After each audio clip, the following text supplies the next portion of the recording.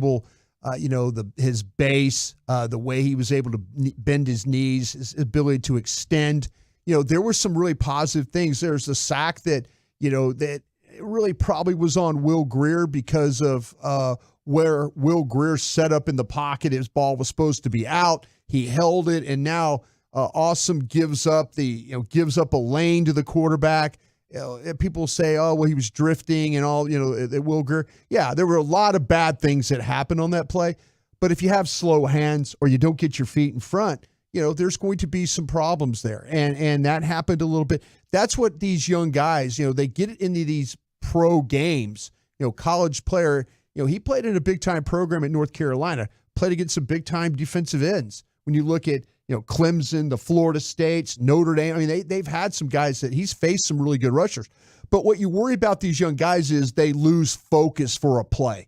They get tired, they get a little wore down, and all of a sudden they're not kicking out of there. They're not doing what they do hands-wise. They're not getting, their base set. So, yeah, last week was a good opportunity for Mike Solari and the coaches to correct, Awesome, you need to do this. Think about this. So hopefully he can carry it over into this week's game, and you don't see those types of mistakes. 877-881-1053, the number to text here to join the conversation on the official pregame show of the Dallas Cowboys. Cowboys Seahawks coming down in just under now 3 hours right here on your home of the Cowboys, 105.3 The Fan. Is the offensive line still the spot that you're looking at the most tonight? When you're watching the game in real time tonight, Scout's Eye Brian Broaddus, know tomorrow you'll all 22 that bad boy. You'll break it down from top to bottom. But as you watch in real time, what are you most interested in tonight? Well, I think it's really the same game plan, and I don't want to sound boring or, you're not doing your job. No, I'm looking at these wide receivers. I'm trying to figure out where numbers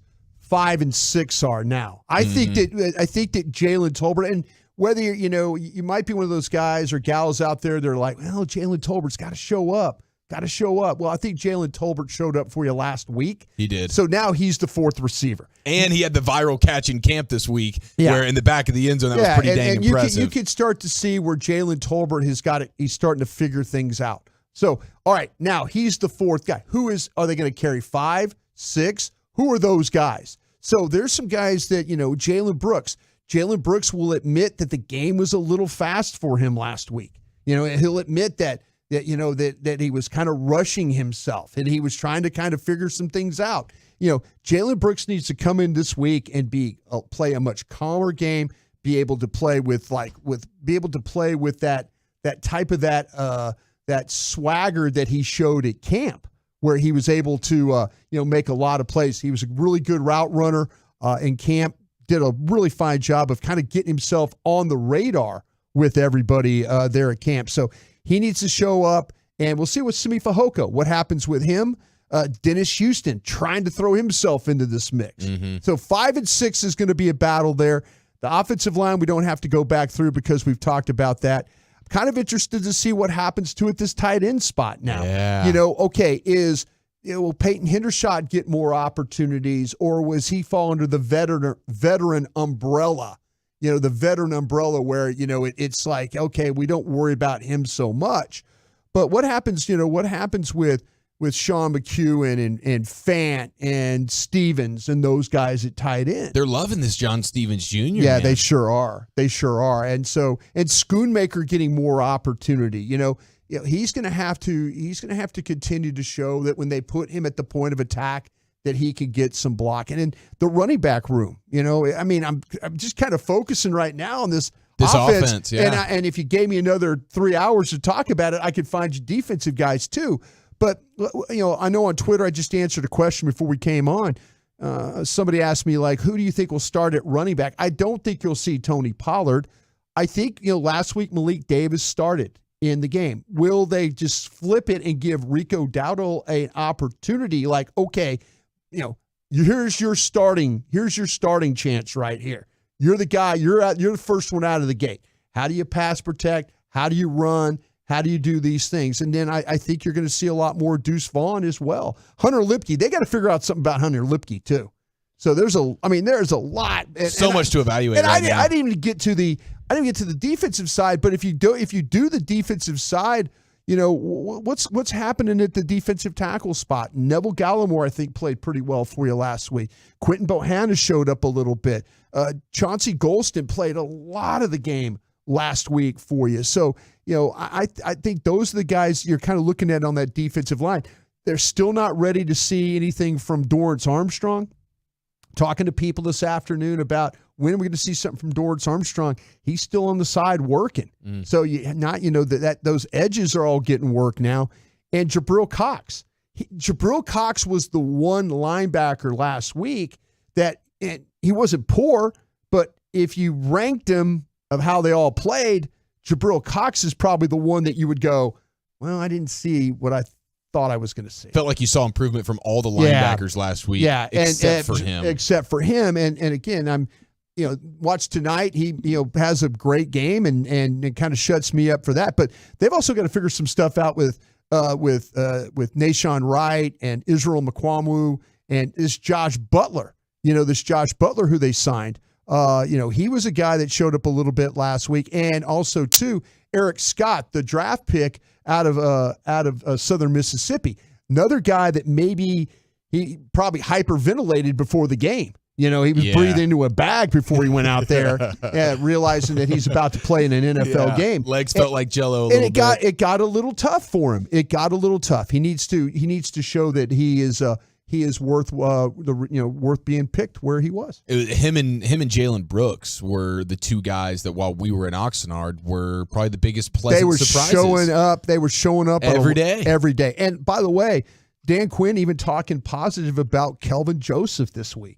That they like Kelvin Joseph in nickel situations because he's physical. Kelvin Joseph is reliable when you put him on the outside and let him cover punts. He needs to prove he could be reliable playing in the secondary, and that's something they'll work on tonight. Cowboys Nation, come out early to the Miller Lite House, the pregame gathering destination on the West Plaza of the stadium. Miller Lite is the only beer of the Cowboys, and we invite all Cowboys fans to join us for a great tailgate event. Sample some great seltzer brands as well, like Vizzy Hard Seltzer, the hard seltzer, the official hard seltzer of the Dallas Cowboys. How did Mozzie Smith look to you? First-round pick for these Dallas Cowboys, rookie defensive tackle out of Michigan. Big-bodied dude. They were moving him up and down a little bit. You think of him as this the wider he played, the wider he played, really the better he was. Really? I mean, wider when he went. There was one time where he was poor was they went head up nose, what we call a zero nose, where you just breathe in the same air as the center. You're that close to the center, and they ran a quarterback sneak, and he got drove. And you're like, whoa, Maz, you got it. You're right nose over the ball. You got to anchor down there. I know it's a quarterback sneak, but you can't be knocked back 2 yards that easily. But it was funny, the wider technique he played, and I mean wider like moving him away from the center and then wider to the guards, almost to the like wide three, which would be the outside shoulder. He was getting some good work in there. But then they also had some opportunities where they got down, where the Jaguars got down on the goal line, and he was able to kind of anchor down and disengage, get off blocks, clog some things up. So the tighter it got down there on the goal line, really the better he played. So I felt like for him, he has to be pleased about the way, I think he finished better than he started in that game. So need to kind of put it all together for him in this one, maybe. Okay, now you touched on the tight ends a little bit. Yeah, and this is very, very interesting. Is Peyton Hendershot safe? It's funny because Todd Archer and I had this discussion. Todd Archer asked me, he's like, "Have you noticed Peyton Hendershot all that much in camp?" And then when you think about it, you're kind of like, nah, not really. He had a couple of drops along the way. There's one catch he had in the end zone right down the seam where Leighton Vander Esch was blanket coveraging, and it was a great catch, great ball from. It was like, oh my gosh, I can't believe he caught that. Even Vander Esch was like, dude, nice grab because it was great coverage. But that's the only play I remember him from camp. But man, we saw so much from him last year, and I know there's so many people in the Cowboys organization that felt like, a month ago they say maybe Hendershot they feel better about than Ferguson. Yeah. I think that's the there were people that were whispering to you that, hey, you're gonna watch this Hendershot kid. Yeah, he's having a good. You're right. He had the seam catch, and then he also had a 2-point play too when they did the 5 5 plays, and he had the first touchdown where he just kind of wide delayed and just kind of waited, and boom, got out in the flat, and nobody was with him. So, yeah, I feel like, though, we need to, and it'll be hard for us to, when we're watching the game tonight, unless you see a replay of, like, these guys blocking, it'll be hard for you to kind of pick those things up, and, maybe you can. Maybe we'll get some good camera angles tonight when we're watching.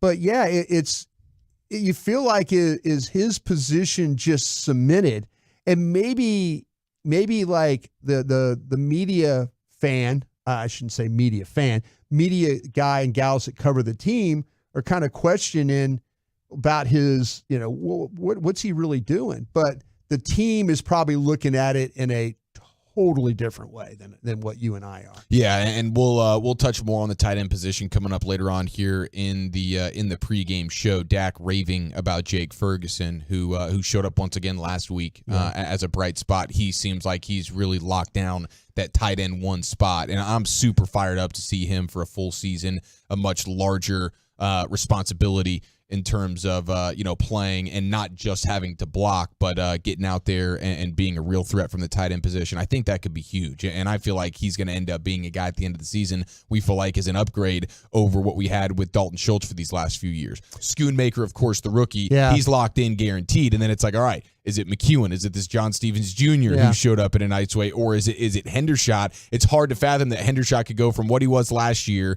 and then all of a sudden be a guy that could be potentially on the chopping block. But if you have some depth there with some guys you like, I feel like Hendershot would be a guy that if you didn't want him on this team, you could get some value for Hendershot.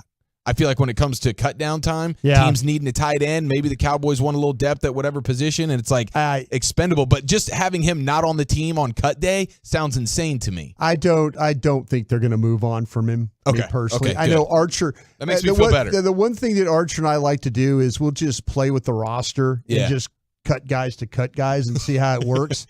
And like, okay, is that guy really that type of a player? But I think that he'll be on. It's going to come on. It's can John Stevens, can he continue the momentum that he's built through training camp, and can he finish this thing out to where it makes it impossible for this front office to let him go? There's some, he's kind of parallel with, okay, 6th wide receiver, John Stevens, the Hunter Lipke fullback guy, or 4 tight end. You know what I'm saying? Yeah. That's kind of where we're at right now with John Stevens. The pregame show is brought to you by Reliant and NRG Company. Let's go inside the star with our Cowboys insider Bobby Belt next right here on The Fan. I'm Dak Prescott, quarterback of the Dallas Cowboys. And they snap it to Prescott, who looks right. It's not there. He escapes left. He'll run for a first down. Just like football, when it comes to crypto, it's important to have a team you can trust. With blockchain.com, I know I'm in good hands. Since 2011, they've been trusted by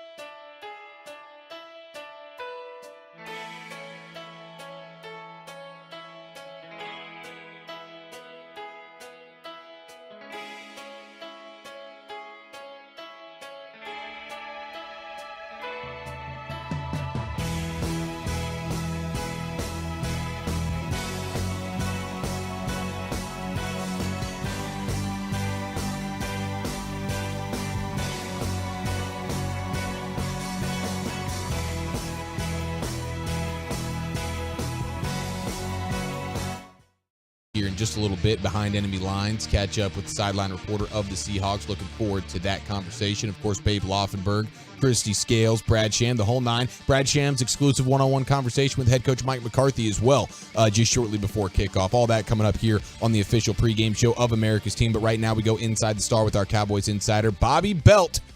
Bob, happy game day, sir. How are you? Happy game day, Eric Chiafala. Now, I've been championing the Jake Ferguson fan club. I know my guy Wolchuk has as well. And I'm curious, are you as high on Jake Ferguson as it feels like we are? And Dak is as well. Dak was quoted talking about the playmaking abilities and just the growth that he's seen from Jake Ferguson. At the tight end spot, do you feel like by the end of the season we'll be talking about an upgrade from Schultz to Ferguson? So I was a bigger fan of Dalton Schultz than a lot of people. I mean, I think that Dalton Schultz was a steady, reliable chain mover, and you knew exactly what you were going to get there, and there wasn't any question about was he going to be in the right spot, what were the hands going to be like, was he going to be have the awareness of the chains and everything else. Is that I always felt like that was money for you was Dalton Schultz. Now, he had a cap in terms of how much he could do downfield for you and things like that. But overall, I thought the reliability of Dalton Schultz was really strong. Jake Ferguson, I personally feel like is sort of the similar mold. I don't think he's this, super aggressive downfield type of threat. I actually think that Schoonmaker's got a little bit more of a ceiling to tap into some of that, but he's had a great training camp. Jake Ferguson, he's come on, especially in the last week or two, and the preseason game against Jacksonville, he looked really good. But I still think that what we're going to be looking at the end of this season, personally, as long as injuries don't slow him down, is that Luke Schoonmaker's your top tight end in the room. Bobby, who is John Stevens competing against? It's a good question, because I think the fact that we're even talking about him competing against anybody is impressive, because I don't think you, Brian, or myself, or Eric, or anybody else really had John Stevens on our list of guys that we thought would be competing for anything. Now that he's had such a really strong training camp, especially over the last couple of weeks, then I think that you're talking about the obvious one would be Sean McEwen, but the sneakier one might be Peyton Hendershot, who, last year had a lot of problems with drops, and into OTAs this year and into training camp still was struggling with some of those same issues. Now, he is a good athlete, somebody that they think highly of. I know Lunda Wells, the tight end coach, thinks really well of him. This organization has thought well of him, but he is in the same position, or was in the same position last year, that John Stevens is now, which is the undrafted free agent trying to push somebody off of the roster. And so I don't think we can view him as any sort of solidified, absolutely no question about it, slam dunk roster spot. I do know that they like him, and they would tend to give him a little bit of deference, I think, but it might be that John Stevens is competing more against a guy like Peyton Hendershot than he is Sean McEwen. Bobby, which one of these running backs do you think could be the odd one out? Right now, are we including Ronald Jones in that, or are we talking Malik Davis, Dowdle, and I was going Pollard, Dowdle, Davis, and Vaughn is what I was thinking about. Davis, probably. And I think they ultimately end up keeping all four. But if you're telling me one of them might be on the outside looking in, I think probably Malik Davis. Now, one of the benefits Malik Davis has over a guy like Rico Dowdle is that Dowdle has not been able to stay healthy for 3 years now. This is year 4. But he's somebody that the Cowboys have thought really high of, and they think he's a complete back, Dowdle that is, and they like his vision. They like the juice that he comes with, the ability to, blitz pickup. Those are all things they like. His ability in the return game on special teams. He's just not somebody who's been able to maintain his health. So Malik Davis, I think, is also another steady, pretty solid across the board, jack of all trades, master of none type of running back. But, he's had some issues at times. There have been times, over the last year where they've wanted, let's see it grow up a little bit maybe.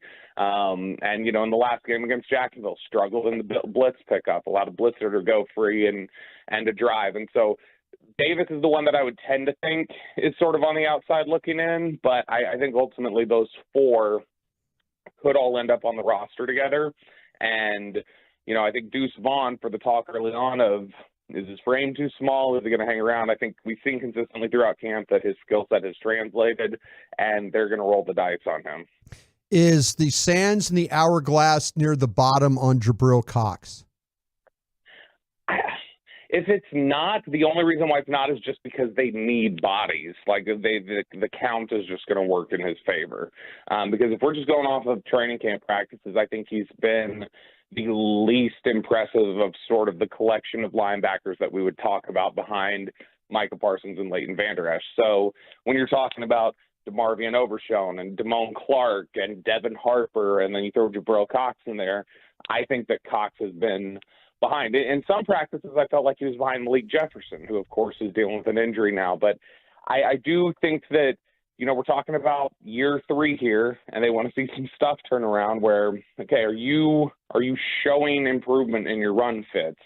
Is your mentality back in a better space? Are you trusting your knee more than you were last year? And I do think that part has gotten better for him. But in terms of the actual performance on the field and what they can expect from him, I think they're still waiting for some of it to click a little bit, and it hasn't yet. And when you see guys like Overshown, Clark, Harper all showing improvement and all showing year-over-year results, I think that then, that starts to become a question about Jabril Cox. Now, again, Cox may make this roster just because of the numbers. There may not be a lot of great options for them, especially with Luke Gifford gone this year, but, I think that they are sort of waiting around for it to click.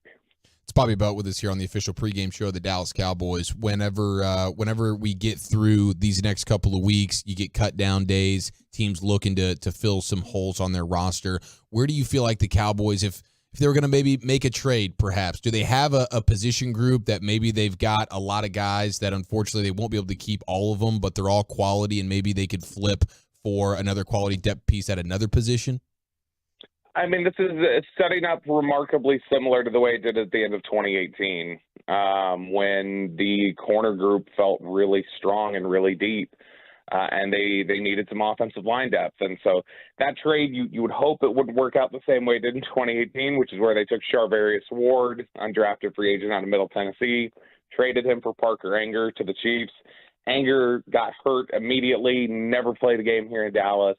Ward, of course, went on, contributed to a Super Bowl run in Kansas City, got a huge payday from the 49ers, and has been, a probably top 20-ish corner in the NFL recently. And so, you would hope it wouldn't play out in that fashion, but that's the same sort of question we're probably looking at. Corner safety depth is really strong for this team right now. They're going to have a couple guys that they're going to cut in all likelihood that they feel like are NFL players who could be, game day active type of players in this league. And so the offensive line is always a talent-starved position. It's really there's more jobs for offensive linemen in the NFL than there are really talented ones. And so having a surplus of offensive line is really rare.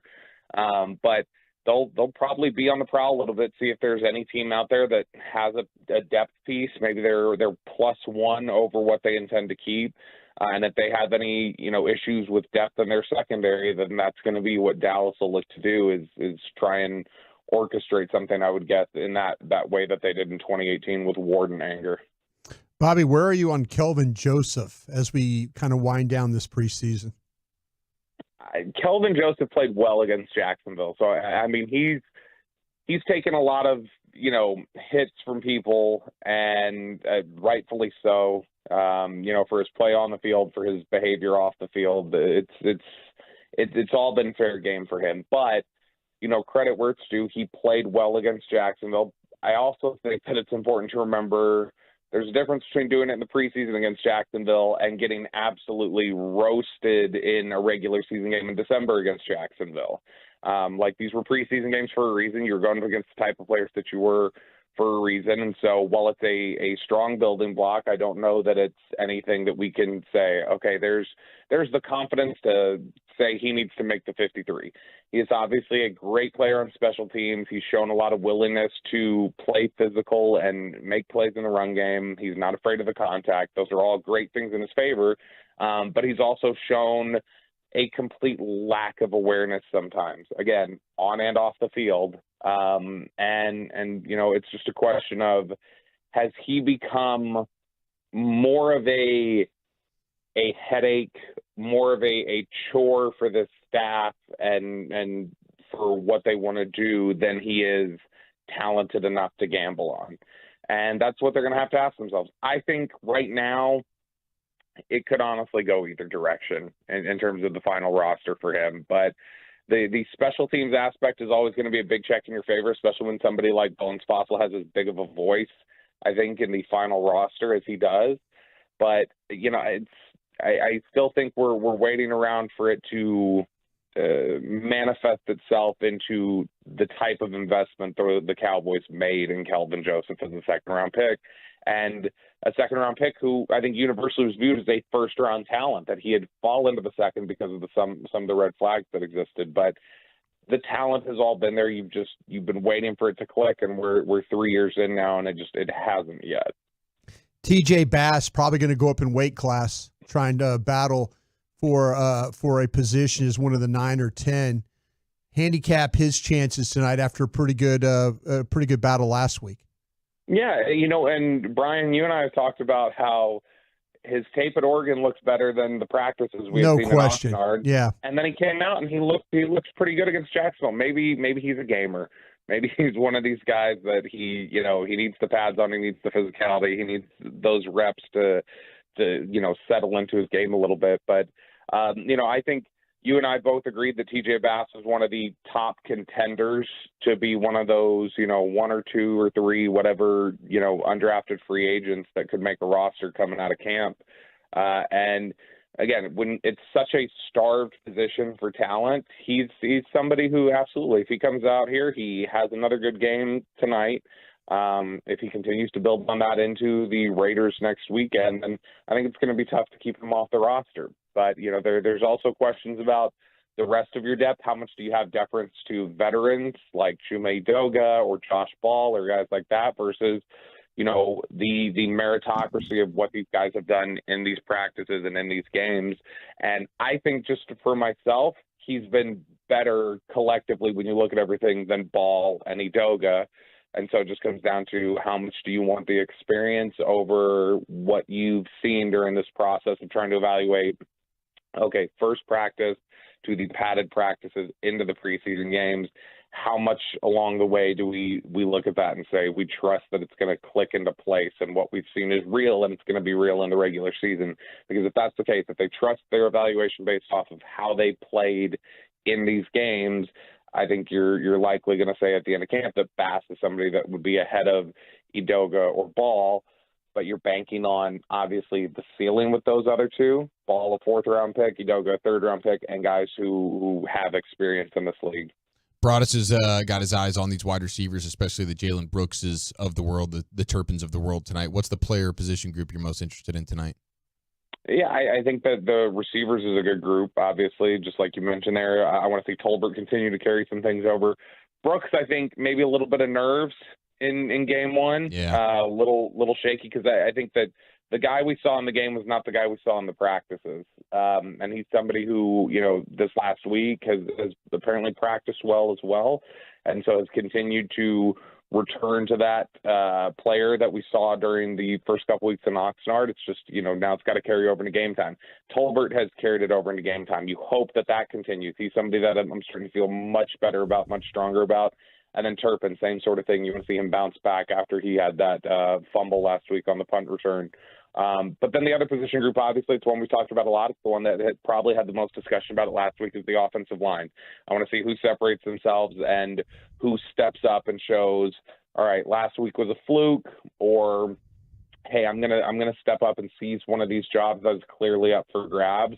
So TJ Bass is a great name there, like we talked about. We saw Brock Hoffman obviously getting into a little bit of scrap this week. And so seeing some of that offensive line depth we thought they had in June that now we're questioning, seeing some confidence return to that position group, I think is huge tonight. Love you, Bob. Thanks for the time. I love you all. There he goes, Bobby Belt, our Cowboys insider right here on the official pregame show of the Dallas Cowboys. It's big, it's good, and it's only for Cowboys fans. The Cowboys special from Papa John's, a large one-topping pizza for only $9.99. Order today. Better ingredients, better pizza. Papa John's, the official pizza of the Dallas Cowboys. We will go live to Seattle coming up at the top of the hour and chat with Jen Mueller as we go behind enemy lines, the Seahawks sideline reporter. Looking forward to chatting football with her and perhaps some cooking as well. She's got a great cooking show. Broadus, I know you are the resident chef here, at least when it comes to the pregame show and certainly when it comes to the G-Bag Nation. So we look forward to hanging out with Jen Mueller coming up at the top of the hour. But let's go around the NFL and specifically this division. 3 players in the division we need to know. That's next right here on The Fan. We've all got a wild side. Feed it.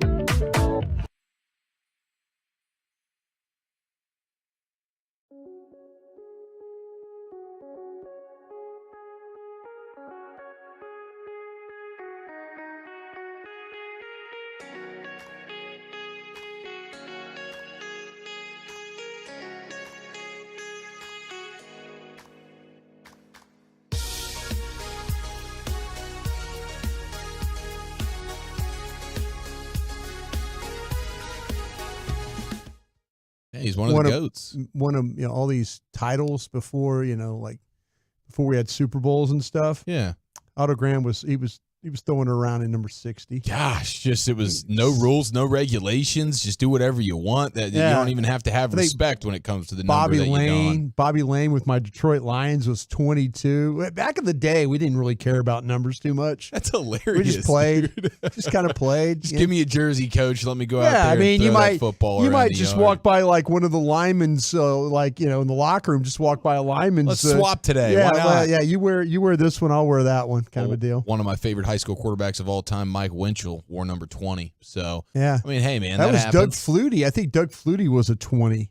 I think he was. at Boston College, I think he was 20 or 22, maybe. I think it was 22. 22. Yeah, I'll take your word for it. Yeah, I'll take your word for it. Brian Broaddus, myself, Eric Chiafalo. Broaddus is a Super Bowl champion. It's great to have you in the official pregame show of the Dallas Cowboys. 2 hours, 15 minutes to kick off live from Seattle. Cowboys at Seahawks, and we'll go out to Seattle coming up here in just a few minutes and catch up with Jen Mueller, Seahawks sideline reporter, and she also has a cooking show, I Cook You Measure, and she brings on current and former athletes, and they cook together, and I'm sure they chop it up from a sports standpoint. Literally chop it up. Yeah, they quite literally chop it up together. So that'll be a fascinating conversation. Looking forward to that. So much to get into in regards to this matchup tonight, and some matchups to watch, of course. And the rookie out of Rockwall, Jackson Smith-Njigba, the wide receiver who a lot of people felt like was the best receiver in the class, certainly was one of the top ones, ends up going in the first round to Seattle, and now he will take on his hometown Cowboys. And there's a matchup involved with that I'm looking forward to. We'll dig into that here in just a little bit. But as we sort of look around the NFL and this division, the NFC East, you saw the Eagles play on Thursday night. Marcus Mariota, the backup quarterback for the Eagles, looking patently awful in his start. So that was good news. But the thing that really stood out to me, and it's super unfortunate, and we know this dating back to draft night, of course, the Eagles were able to land Jalen Carter, defensive tackle out of Georgia, who is really the most talented player in the draft. If it wasn't for some off-field things, he would have been a top 5 pick, most certainly. But Nolan Smith, another Georgia player. They get 2 Georgia players, and Nolan Smith is an edge rusher. He's a guy that they easily could have taken at 10. And he ends up falling all the way down to the Eagles' second pick in round number 1, the 31st pick in the draft. And that dude continues to jump off the screen. He did it last week, and then he did it again the other night. He's bending the edge, and it's like, my gosh, the Eagles, who had an outstanding pass rush last year, led by Hassan Reddick and company, now they add a Nolan Smith to it, and I think this guy is just going to tick me right off this year and probably for the next 5. Well, that's what Nolan Smith can bring to the game, and there was a lot of talk about that maybe that the Eagles would have to take him at 10, and then lo and behold, they grab him at 30. So it just angers me. As he's sliding through the draft, you're just kind of wondering, okay, what's the issue here? What's the medical problem? He was dealing with like a torn pec and stuff like that. He got hurt. He got hurt the other day, and they were worried about that maybe that he had that same problem again, that he might have, re-aggravated or re-injured that. Ooh, okay. And then that would have been. So there were some questions about his health coming in the draft, but, man, there were a lot of people that believed that he deserved to be that he was one of the better defensive players in college football. And that's the thing with Georgia, man. You could, as 2-time national champ, you could just, and that's the things that's the thing that's impressive about when you watch them play and their defensive players. And then, our guy who ends up the quarterback who's from Ohio State that ends up with the Texans, C.J. Stroud. Stroud, it just shreds them in that playoff game. And you're sitting there thinking, well, damn, C.J. Stroud must be pretty good, and you kind of.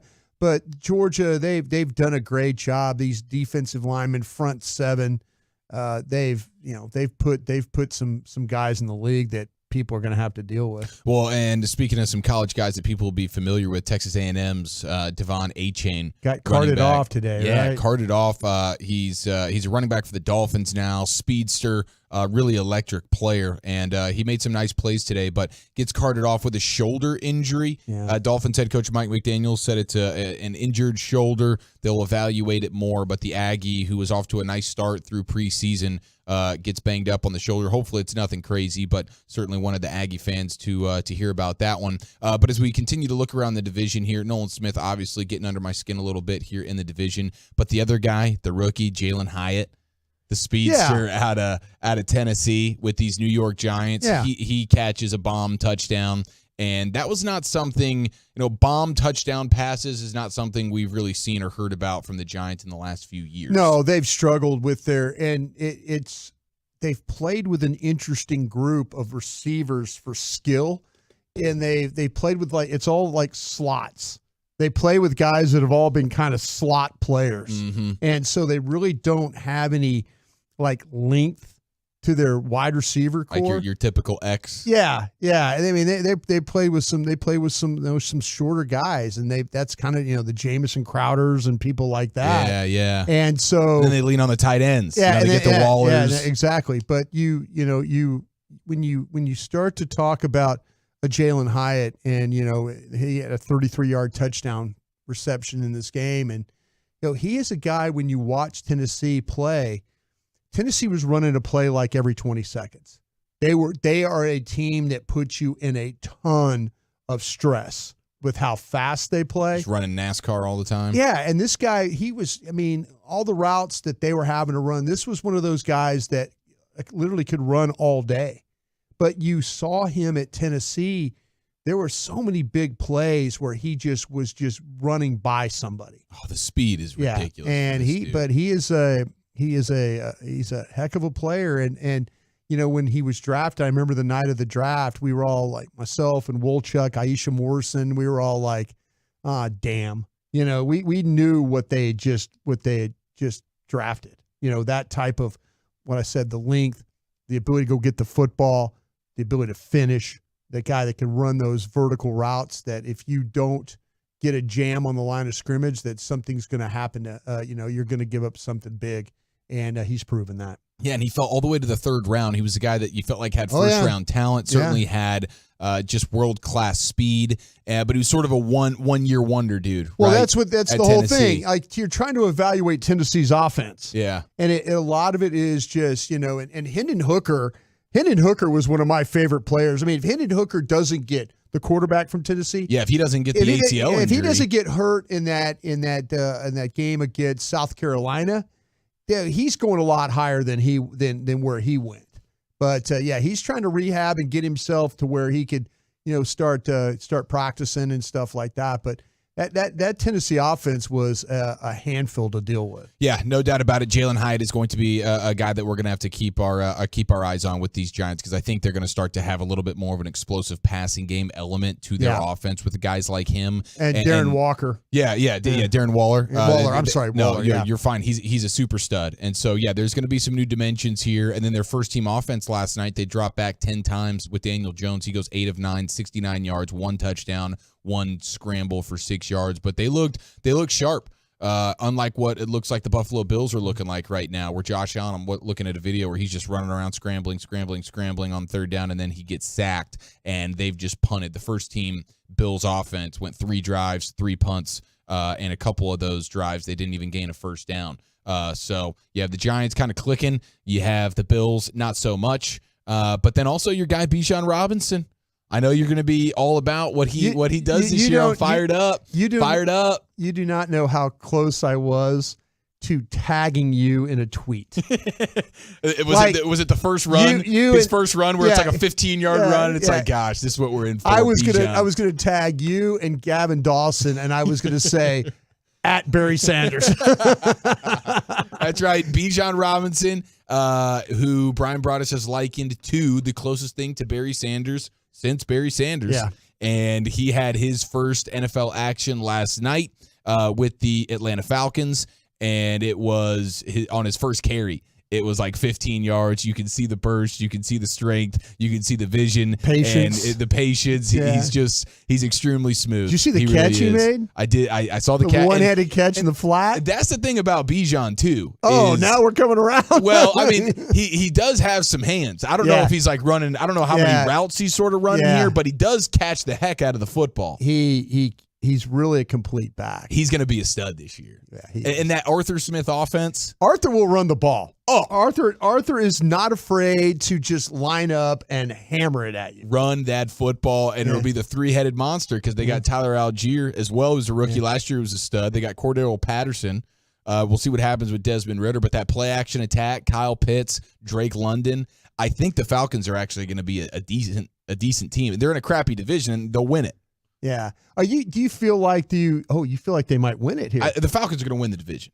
Oh, okay. Yeah. And that says more, I would say, about the rest of the division than it does the Falcons, but I think they're a good team. So what you're saying is the Falcons likely winning the division would be the 4th seed. Do you feel like that they're like okay. It would be like Philly, okay, just Dallas or Philly, right? Dallas or Philly, San Francisco, Detroit. I mean, the odds say that, yes.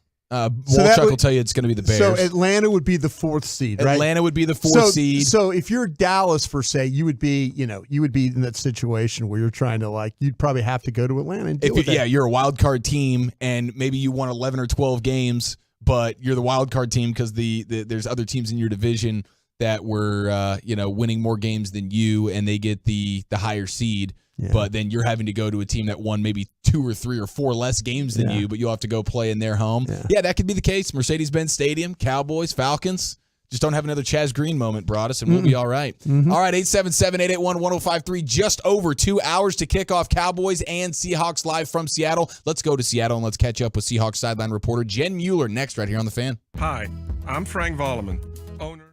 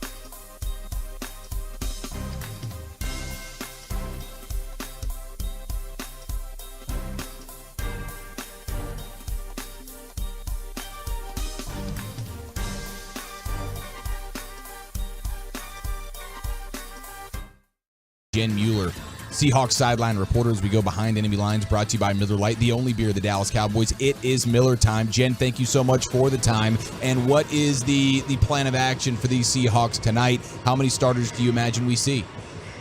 You know, that is a great question. I was just looking over a few things here and referring back to some notes in my production meeting. I would imagine you see a handful. I think you probably see Geno Smith out there for a series or two. I don't think that you see guys like Bobby Wagner and Quandre Diggs. Maybe you see the wide receivers a little bit. I think you'll see the tackles play a series or two just to get some hits and just to get a little bit of work. So I would say this. Last week, 60 of the 90 players played, 17 starters sat out. I would expect that maybe there's half that number of starters that sit today. Jen, a local product here, Jackson Smith-Njigba. How are things fared for him in his debut here with the Seahawks? He has gotten so much praise from players and from coaches. His teammates say that he treats practice like he is a pro, that they have not seen any signs that he was just in college a year ago and playing very much last year. But here's what I thought it was interesting. Shane Waldron, our offensive coordinator, has actually been dealing from an off-season procedure himself. So he's been in a walking boot and as a result been in the training room with these guys the last few weeks. And he said it was watching Jackson in the training room, not because he was hurt, but because he had a habit and a routine to get ready for practice that gave him confidence that Jackson's going to be able to handle whatever gets thrown at him. Because when you usually see that happen, it's 4 or 5 years into a career. It's Bobby Wagner, who's played over 10 years, who's in the training room doing the things they need to do to get their bodies ready. So Jackson's receiving a lot of praise. And having said that, they know that there is a special skill set. His job right now is just to continue doing right and earning the trust of Geno and the rest of his teammates. Jen, my former intern with the Green Bay Packers was John Snyder. And so I call him my $3.5 million intern now that he's a general manager. But John loves to collect running backs, and he's got a staple of them. How is that playing out with the Seahawks, and how is the talent being used in these practices and in the preseason games? So I'm going to be honest, we've had to use our imagination just a little bit because of guys being nicked up, including Kenneth Walker III. He was the leading rusher for the Hawks last year. He's had a little bit of a groin thing. Now, in training camp, it's kind of hard to tell, right, how serious it is. He did return to practice this week. I'm not sure that you're going to see him on the field today. Kenny McIntosh, one of the other running backs, he has been dealing with a couple of things. So they've actually been thin in practice at running back. But I do expect that they will ultimately go back to what Pete Carroll has always wanted to do, going back to his days at USC, and have that thunder lightning approach and make sure that Walker can get the most carries. But I tell you what, Zach Charbonnet looked really good last week. You've got DJ Dallas, who's become a third down back and a real reliable guy when you need that blitz pick up there. So we've had to use our imagination, but I do think that it is going to be a little bit more like the Reggie Bush era at SC. Behind enemy lines with Jen Mueller, Seahawks sideline reporter here on the official pregame show of the Dallas Cowboys, as we continue to get you set for Cowboys and Seahawks. Now, what do you, as you sort of look broadly at the Seahawks team, what do you find to be the most interesting storyline about your Seahawks going into this season, Jen? I think the most interesting is the cornerback battle. And I think it's going to be interesting to see what happens really across the secondary. Devin Witherspoon was a first-round draft pick for the Seahawks. He's been dealing with a little bit of a hamstring injury. They were expecting him to play at corner. Last year's corner, Kobe Bryant, actually changed to safety. And I say changed. Last week he played safety. I expect to see him there again this week. You haven't had Tariq Woolen on the field very much as he comes back from a little bit of an off-season knee thing. So I think it's going to be interesting to see who ends up at cornerback, because Michael Jackson has not shown any signs of relinquishing that position. And yet there was a thought that Devin Witherspoon would be the guy to take over there opposite Reek. So that one to me is really interesting. I think the other interesting thing is just defense in general. I got it totally wrong last year, guys. I thought the Hawks were going to be good because they had young, hungry guys on defense. I was wrong. It was the offense that kept the Seahawks in the game and got us into the playoffs. This year, they have changed that front seven, that 3-4 style. They are going with a completely different set of body types up front. And last week, Clint Hurt, the defensive coordinator, called a blitz on the first play of the game. And he said, I can tell those guys we're going to be aggressive all you want, but the minute I call blitz, they know that I am not playing around. So I am really curious to see how that ends up playing out, because they've had the scheme in place for a couple of years, just didn't execute last year the way they wanted to. And if this defense can be the tone setter again, boy, this is a dangerous and fun team to watch. Yeah, Jen, I don't think you're wrong about the Seahawks defense. I mean, with Woolen and stuff, I mean, we do a lot of stuff with the draft coverage here on 105.3 The Fan, and we love the player, and I'm really happy that John grabbed him. But he looks like, to me, like a guy that immediately you just threw him into the deep end of the pool, and he was able to swim. Yeah, he has got such great speed that even when he made a mistake, he could close up the gap. He could make up ground on that one. And it is interesting, even though he got all the accolades last year, Pete said even a couple of weeks ago, look, he's still raw around the edges. There is still a lot for him to learn. But the cool thing about him and that entire draft class last year, and I'm seeing it with this year's draft class, they truly are learners. And it's a little bit of that old school mentality of they're very, very quiet. They know their place. They're just coming in. They're learning from the vets. And Reek has done a great job. He's worked with Richard Sherman. He's worked with some of our former players that come into practice. He has done a great job of learning. He's got a great personality. Here's the only thing I am disappointed in him in. Last year, it was a very distinct Texas shoot every time he started an interview. Oh, okay. It seems to have gone away a little bit. I mean, I loved it. I grew up in Texas. I loved it. It reminded me of home. Now he's not quite as many of those. Not as much of a drawl there. Jen, you grew up in Texas. Whereabouts? I grew up in Houston, and I went to SMU. Oh, pony up. Right. Pony up. So our center, Evan Brown, former SMU Mustang. Okay. I introduced myself. See, this was a mistake, and guys, I'm going to have to start really paying attention to date of birth when I go to introduce myself to these players. And they said, hey, Evan, I'm Jen. I do sidelines. At some point, you and I are going to be doing an interview. But more importantly, you and I graduated from the same school. He goes, really? That's so cool. Can I ask what years you were there? I just looked at him, and I was like, I'd really rather not. I was a freshman the year he was born. So there was that. Yeah.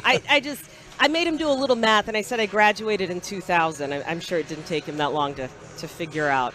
Hey, not much has changed on Mockingbird Lane. You guys are all right. It's all the same thing, right?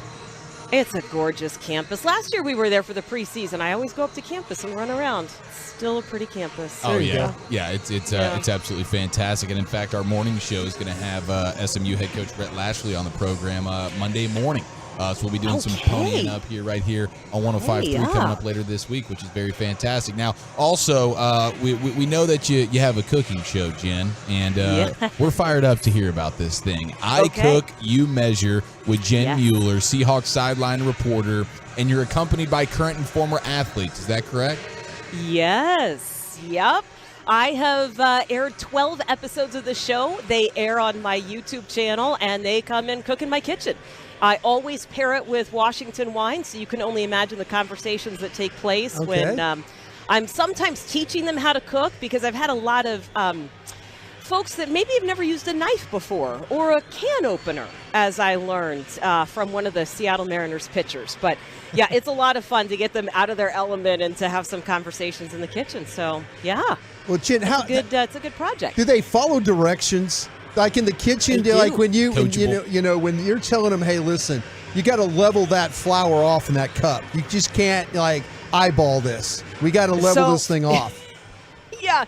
So Reek Woolen was on my show earlier this year. We were making baked French toast, and he started to do something like that. And I said, now time out a minute. Yeah. If you don't do something exactly right in practice, does coach let you get away with that? He was like, no. I was like, well, then we're not going to get away with it here. We need to measure this. Yeah. Come on, guys. Yeah. The drill sergeant Jen Mueller, Seahawks sideline reporter with us here. I did. I had some friends that are like, boy, you get really mad when they don't. I'm like, no, I'm just teaching them life skills. I would hate for them to walk away without a life skill. Jen, who's the one athlete you found that really knows about cooking? Is there anybody? I mean, usually these guys have, like, some of them have chefs, their own private chefs and stuff. Yep. Is there anybody you found was like, okay, this guy or gal gets it in the kitchen? Yeah, there's been a couple. One was Tom Murphy. He's a catcher for the Mariners. Okay. And I actually paired him with a chef at a fine dining restaurant here, and they made steak tartare, and Tom was fantastic. Okay. Who else? Tom sounds like a guy that would use the flat top. You know, a game like Tom Murphy. Yes. That's like, hi, Tom Murphy, I'm cooking on the Blackstone today. Yeah. You know? Yes. Yes. Do you some remember burgers. Spencer Hawes? He was a center in Yeah. the NBA for a while. Yeah. He brought his own apron and almost brought his own knives. Oh, Yes. okay. He means He is business. very comfortable. if they show up and roll that pouch open and there's like 8 knives in there, Like, you know they're I should have serious. done my homework. Yeah. Yeah, I know. It's like, I'm not that serious. Doug Baldwin was an absolute blast. He followed instructions, which was, a little surprising to me for Doug. He likes to do his own thing. We had a great time with that one. And since you guys mentioned John Schneider, coming up next season, I will start season 3 during the football season. I've taped an episode with John and Tracy Schneider. Okay. Also, Michael Bennett will join the show, and Lofa Tatupu. So, Tracy can cook. Tracy can cook. She's fantastic. John is good at picking up the check. I mean, I give him credit for that. John will. John is skill. Great and skill. John, I'll tell you what. When I first met John way back in 1993, John was a lot smaller guy. John's getting to the point where he's liking food a lot now. I can tell. Well, I can tell. I can say Well, that. I can say that, Jen. He We're enjoys friends. a night out. Yeah, he does He enjoy enjoys a night out. Oh, yeah. And he's great at pouring wine. He's good at Right? drinking the wine, too. Trust me, there were a couple of I times. was just going with the pouring part. Yeah, there was a couple of times where he had to go take the scouts back to the airport, you know? Yeah. And Oh, John slept through a night with the scouts. Like the next day, so too many Leinenkugels for John that night in Wisconsin. Yeah, That'll get you. Now, Jen, we got to find a way to get our guy DK Metcalf in there because apparently, for as impressive as he is physically, and my dear God, is he chiseled? But he's eating candy and he's. I mean, that's what the hell. I look at that and I'm like, God, I wish I was your age again. I wish. Eventually it'll all catch up, but apparently it has not, and he is still a specimen to watch on the field. So at some point, somebody's going to rein that in. But for right now, I guess just enjoy it while you can. Yeah, I mean, right? Absolutely. We've all reached the age where we're like, gosh, I wish I could have candy for breakfast. No, that's something my niece and nephew can do. Yeah. And to look like him while doing that is just insane. I mean, my gosh, what is it like being up close and personal, DK Metcalf, who is probably the most physically imposing of the receivers in the sport right now, and then he's accompanied by Lockett and now Jackson Smith and Jigba. We might be talking about the best trio of wide receivers in all of the NFL in Seattle.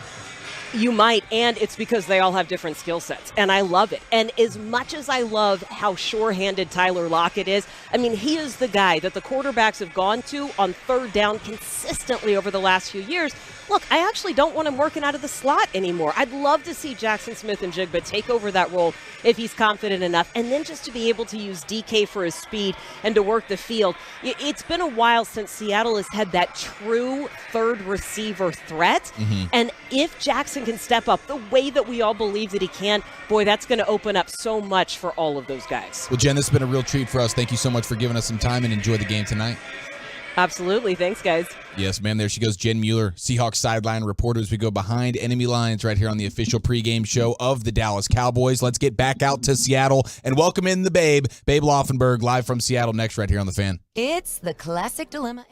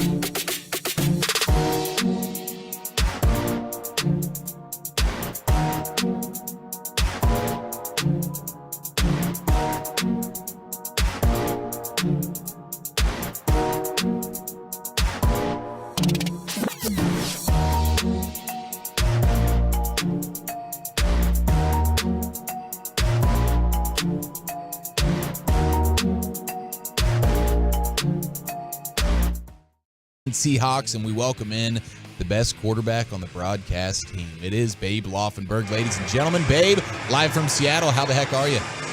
I'm doing great. You know, it's one of those things where you say, boy, what a great night for football, but it's a great night for anything you're going to do, right? I mean, it's 74 degrees, no wind. It is just perfect here. Oh, my gosh. Well, I was melting today at a couple of great youngsters. Night for margaritas. Yeah. That's Yeah. Yes. Salute to that. No question about that, Babe. Now, what do you got your eye on tonight when it comes to these Seahawks in particular? Geno Smith, it looks like Jen Mueller says we're going to see a little Geno tonight. Yeah, we're watching him warm up out here. And, of course, you can never tell from warm-ups who's actually going to play, but that'd be great if we get a little of him. And he's an interesting guy in the sense that, you know, he was comeback player of the year last year and led this team to the playoffs. Nobody kind of picked him as a playoff team and had by far his best year. But, you know, he hadn't started for a long time. But it's his 11th year in the league coming up. And I always say, I'm a firm believer, always allow for people, not just football players, to be something other than who you thought they were. So I'm going to pose a question to you two. Can Geno Smith be something other than who people kind of thought he was for the last 5, 6, 7 years? I mean, go ahead, Broad. Yeah, I absolutely think he can. I think you look at, I think Pete Carroll is the perfect coach for him. You know, and you look at what John Snyder, my old buddy's done. You know, adding the skill to that team. We'll figure out and see what the offensive line looks like. But I just think that Pete is a perfect coach for Geno Smith. You know, and it never get too high, never get too low. Maybe you could deal with a little bit of the ups and downs that Geno might have, even though he had more ups than downs last year. I think he's in a perfect situation there, especially with those wide receivers, because they all do different things. Yeah. You got guys that can play vertically. You got guys that play underneath. You could hit somebody quick and they'll run with the ball. I mean, it's not like he's having to carry the entire load as the quarterback.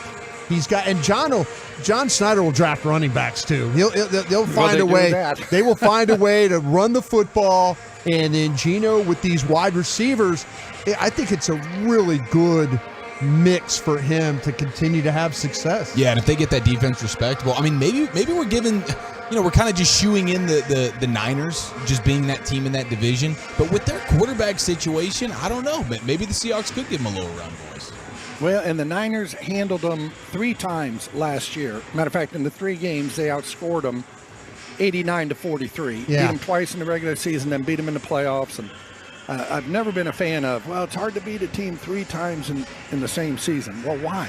If you beat them twice, you're probably better than they are. And the stats will prove out that if you beat the team twice, chances are good you'll beat them a 3rd time. But, I've always been a big fan of Pete Carroll.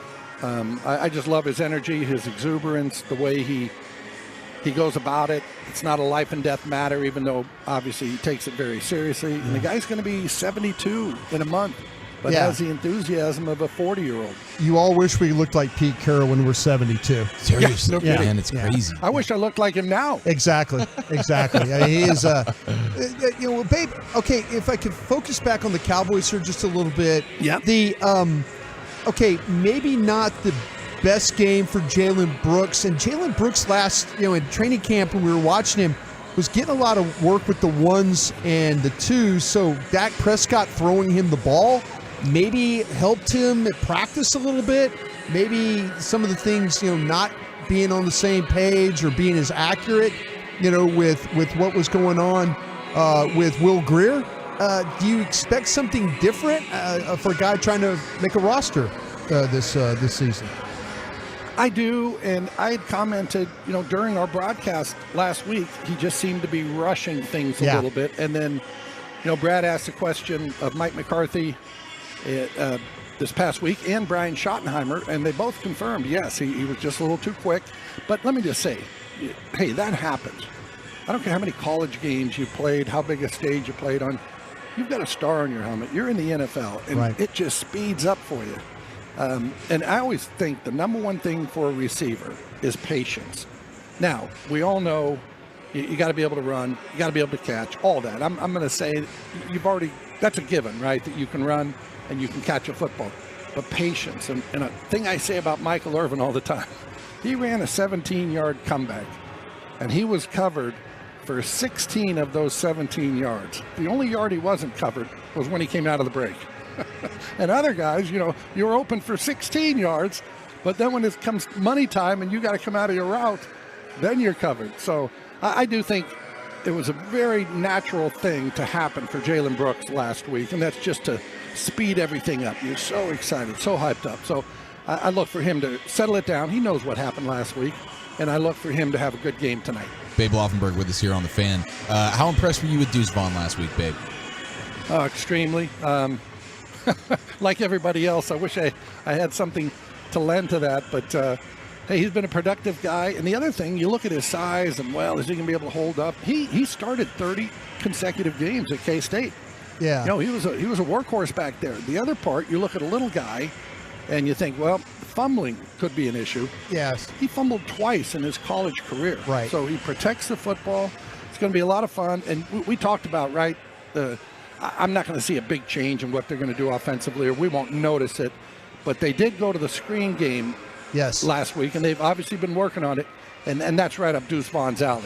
And I'm not so sure if Deuce Vaughn wasn't drafted, they'd be working on those screens like they are. But he's going to be a weapon in that screen game. Babe, Joe Washington was before your time in Washington, right? No, I played with Joe Go-Go. Great guy. A guy that's shorter, fast. I mean, Joe Washington was just so explosive. Any similarities with Joe Washington and what you see with Deuce? Deuce is probably a little more powerful. I bet you Joe Washington wasn't but about 5'8".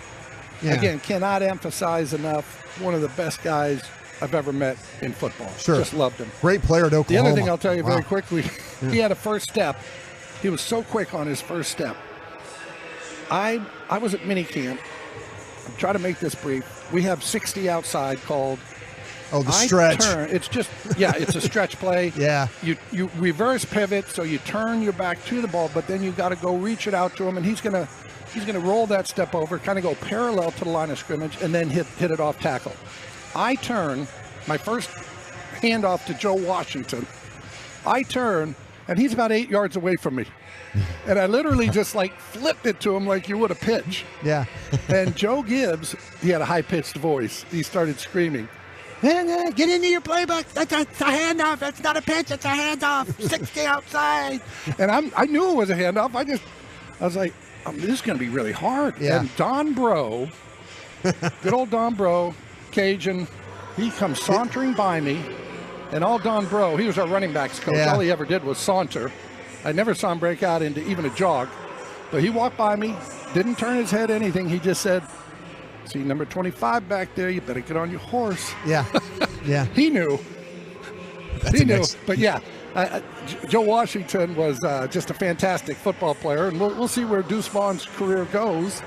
But he sure is exciting to watch, isn't he? Yep. No question about it. 90 minutes to kick off Cowboys Seahawks. Babe Laufenberg with us here on The Fan. Offensive line-wise, it's so great getting Zach Martin back, of course. Have you been encouraged by any of the young offensive linemen that are looking to provide some depth and perhaps have to step in as a starter, like a Tyler Bass or something like that? Or TJ? Just looking at it last week, I didn't see anybody that really stood out where you said, wow, that guy showed us a little something. He's ready to go play NFL football. Again, their first game playing together. Now, I don't know if you've mentioned, but Matt Farniak is going to be at center. Today, Brock Hoffman played there. He's going to play guard. So they're trying to move these guys around a little bit, see if I think they feel like Farniak's best position is at center. Sure. Now, I don't know that that's going to be dominating, but they're giving him a look at center tonight, see if that works. And Mike Solari, the new offensive line coach, he got a lot better there this past week, didn't he? Yeah. I really liked what he was doing once number 70 came into camp. Sure.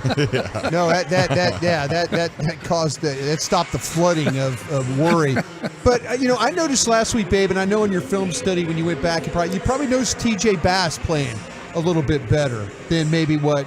And I know that you were at camp after us, which I wish I was there with you watching it, but I didn't notice TJ Bass all that much, but I noticed him when I watched the All-22. Yeah. No, I thought, hey, this is a rookie free agent, and I thought for stepping in there first game, I thought he played pretty darn well. And again, I can't emphasize enough the adrenaline that is going through these guys. He played at Oregon, was a starter there the whole 9 yards, but you get into an NFL environment, hey, you're at maybe one of the great stadiums of the world at AT&T. You've got that star on your helmet, and all of a sudden you realize, hey, I'm playing in the NFL. Didn't help them early on that they had Jacksonville's starting defensive front. But, yeah, I thought he did all right. And here's one thing, too. I know football's starting up for a lot of the kids, junior high and high school and freshmen. And this was a guy coming out of high school that was a 0-star recruit. Yeah. 0-star. Went to JC, Butte Junior College, where Aaron Rodgers went, by the way. Got himself to Oregon. So I'm just telling all the kids out there, don't get discouraged if you're not starting on day one. Babe, I don't know if you had an opportunity to walk around on the field before the game and talk to some folk. Did anybody give you how the running back situation, how they might go? I know last week they went Malik Davis first series. Are they going to give maybe Rico Dowdle the first series? Have you got any idea of how the running back? I know we talked about Deuce, but how about the other running backs that are involved tonight? Yeah, Rico Dowdle will start. In answer to your first question, I have not been on the field. As soon as I take this headset off, I'll make my way down. There you go. I do know Rico Dowdle will start, and I'm just kind of interested to see what they'll do with Deuce Vaughn. Yeah. Have they seen enough? Do you not want to? Is he one of those guys now you put over to the side, or you try to get him a few more reps? I think for our sake, for the fans' sake, we'd like to see him just for the entertainment value. But yeah, I hope to go down and get a little bit of that information shortly. But it will be, Rico Dowdle starting. Okay, good to know. Babe Laufenberg with us here on the Fan, getting you set for Cowboys Seahawks preseason game number 2. Last week, we all sort of felt like, man, these linebackers, maybe that was a question coming into camp after LVE, where do we go? But Damone Clark, Overshown, those guys seemed to play pretty well last week. They did, and Damone Clark coming off the injury, much like Jabril Cox, he had the injury he was coming off 2 years ago, and it takes a little while to get back, but Damone Clark looked like he was a little bit of a different guy. Overshown played great, as we know. The funny thing about him, I asked John Fossil, the Cowboys special teams coach. This is a guy that played almost 500 special team snaps at UT. Yeah. And usually those guys, they're not on special teams. And I asked John Fossil, I said, you ever had a guy that had as much experience special teams as he does? And he could not come up with a guy. So I think as much as anything, John Fossil is licking his chops, saying, "Man, I got a guy he's gonna play all special teams for us here, and we'll see what he does, with the linebacker position, how much he works in there." But certainly a very impressive debut for DeMarvion Overshown. Did you enjoy some of those camp fights we got there in Oxnard this week? Went out with a bang, man. I'm sorry? The camp fights we had. Oh, Did you enjoy those? Tell these guys it ain't worth fighting, babe. I have to argue with them all the time about these camp fights. They love the camp fight, and I hate the camp fight. Yeah, I think the fans love it. Media loves it. All of a sudden, it picks up. But, they're little skirmishes. And, I don't know the wisdom of a guy throwing a punch at a man that has a helmet on. Yeah. The only thing you're going to do is break your hand. So... Yeah, that's true. I guess thank God for these new little the padded things. I keep forgetting the name of them. When it's hand versus helmet, typically the helmet wins. Yeah, it's sort of like Father Time that way. It's undefeated. It's like baseball pitchers. How many times have we seen a guy get smoked? He goes into the dugout, punches the wall, and breaks his hand. Yeah, there's a trip to the IL. Yeah, that was real smart. That's right. Babe Laufenberg, ladies and gentlemen. Appreciate the time, babe. Have a great call. Okay, thank you guys. Appreciate it. Yes, sir. There he goes. It's big, it's good, and it's only for Cowboys fans. The Cowboys Special from Papa John's, a large one-topping pizza for only $9.99. Order today. Better ingredients, better pizza. Papa John's, the official pizza of the Dallas Cowboys. Let's get the scoop from Christy Scales, Cowboys sideline reporter. We go back to Seattle next right here on The Fan. It's big.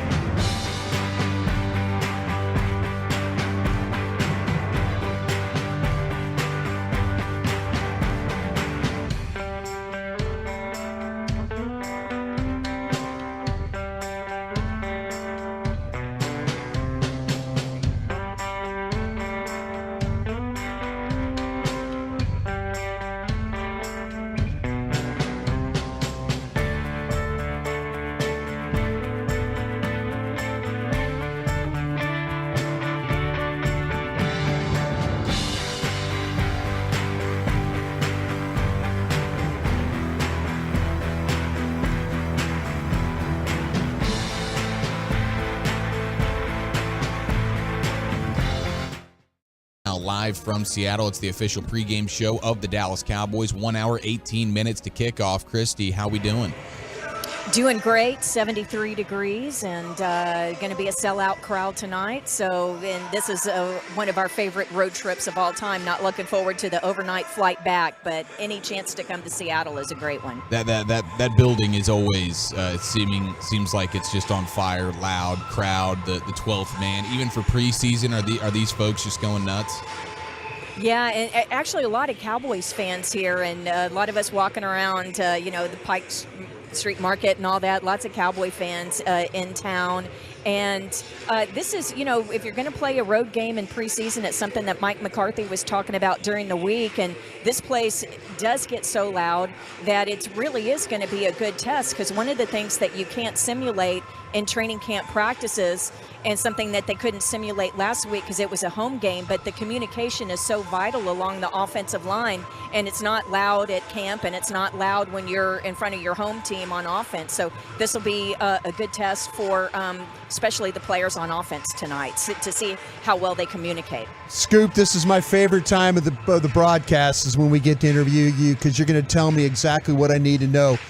Personnel changes this week, playing time. Can you kind of send me on a direction? Yeah, I know you were talking with Babe about running back, and yes, Rico Dowdle will start tonight, but he's actually going to get some extra time, and it only took one preseason game and 3 weeks of training camp practice for the coaches to know exactly what they have in Deuce Vaughn. So expect a little more Rico tonight and a little less Deuce. The other thing is Luke Schoonmaker, the second-round pick, the tight end who had just been activated a week and a half ago off of the NFI list because he had missed offseason and most of camp with the plantar fasciitis in his foot.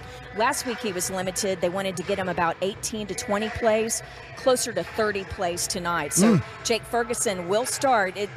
In terms of who's starting, it's going to be like last week. The only starters on offense, Jake Ferguson, Peyton Hendershot will play tonight. And then on defense, Damone Clark will start. Osa Odigizua, who most of us consider a starter along the defensive line, he'll get some work tonight. And then Deron Bland, the cornerback, about the same as last week. But so more Rico Dowdle tonight, more Luke Schoonmaker. Something that's going to happen differently along the offensive line is last week, Brock Hoffman went 3 quarters at center with Matt Farniak at left guard.